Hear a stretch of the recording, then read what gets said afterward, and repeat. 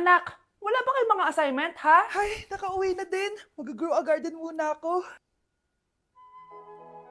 Wow! Magtatanim ako ng candy blossom para yumaman ako. Aba, kakauwi lang ay padagan ng inaatupag ah. Wow, ang ganda naman ng garden nila.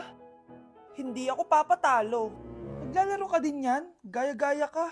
Mas maganda naman yung garden ko kesa sa'yo. Ah, ganon. Wait lang. Nakakainis ka! Ninakaw mo yung mga fruits ko! Mas mayaman na ako sa'yo ngayon.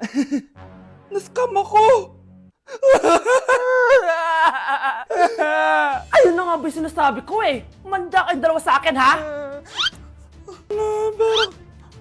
Kukunin ko muna to. Mag-aaway pa ka sa grow a garden na yan. Ba't di kaya kayo mag-grow a garden sa labas?